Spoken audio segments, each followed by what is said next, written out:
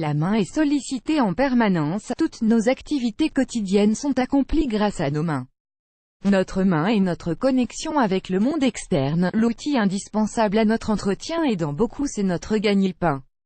Advertisement play current time minuit, duration time minuit remaining time minuit stream type live loaded 0% progress 0% minuit full screen minuit mute playback rate subtitles off captions off chapters raters undefined. De la fréquence et l'intensité avec laquelle on utilise les mains peuvent affecter celles-ci. Certains troubles peuvent se manifester comme des fourmillements, des engourdissements, une fracture, une entorse voire un kyste synovial. Qu'est-ce qu'un kyste synovial? Un kyste en général est une poche fixée sur un tissu organique ou sur un organe. Cette poche peut contenir un gaz, un liquide ou même une texture semi-solide voire solide. Le kyste synovial, comme son nom l'indique, apparaît au niveau des membranes synoviales.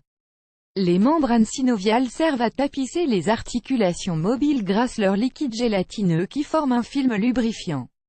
Quand il y a une hernie de l'articulation du poignet, cette membrane devient une poche qui s'étend vers l'extérieur de l'articulation en créant une boule. Add choice ES advertise engine red invented by TEADS élément déclencheur du kyste. Habituellement, le kyste apparaît spontanément sans cause particulière et augmente progressivement de volume sur une durée de plusieurs mois. Le patient ne s'en aperçoit qu'à la suite d'un traumatisme ou d'un effort violent. Le côté esthétique ou douloureux motive les personnes ayant ce kyste à consulter. Caractéristiques du kyste synovial et ses types. Ce kyste a plusieurs caractéristiques, c'est une tuméfaction bénigne.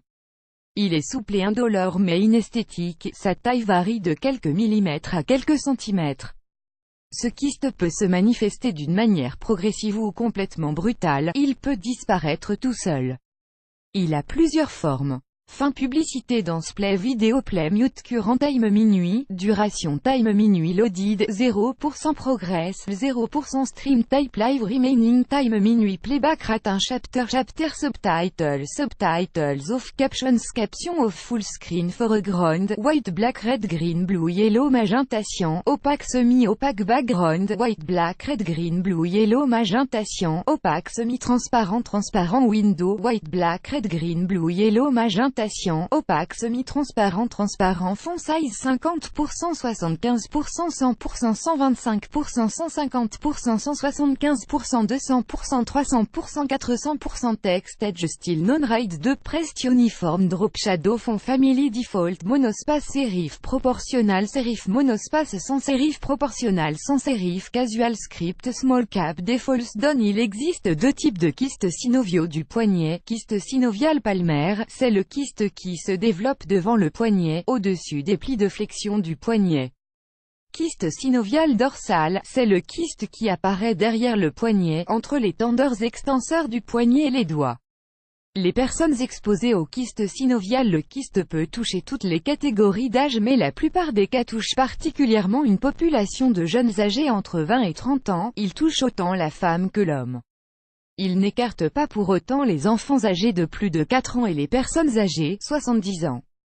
My Reading Room Lingerie for You. My Reading Room Annular Breverman Jewelry. Cet engagement rings at a Works of Art Breverman Jewelry annulé par Taboola contenu sponsorisé contenu sélectionné traitement du kyste synovial. Il existe différents traitements, bien que la majorité du temps ces kystes soient très petits de taille et pas gênants. Toutefois, les kystes pouvant compromettre les activités quotidiennes ou devenant douloureux peuvent nécessiter des interventions. Le risque de récidive est notifié à des pourcentages variés selon le type de traitement. Voici quelques traitements préconisés dans le cas du kyste synovial. Add choice ES advertise engine red invented by TEADS. Pression. Si le kyste n'est pas épais, on peut exercer une pression avec le pouce ou une pièce de monnaie sur le kyste afin de le faire éclater et libérer de son liquide. Cette méthode n'apporte que 30% de guérison définitive et expose à une récidive de 50%. L'aspiration ou la ponction, technique plus efficace contre les kystes à parois épaisses ayant pour but de vider le kyste de sa substance visqueuse puis d'injecter dans le kyste un corticoïde qui va procéder à la destruction du kyste. Elle se réalise en consultation et évite donc une intervention chirurgicale. Le taux de récidive est de 20 à 30%. L'intervention chirurgicale, l'ablation chirurgicale sous arthroscopie de ce kyste et sous anesthésie locale.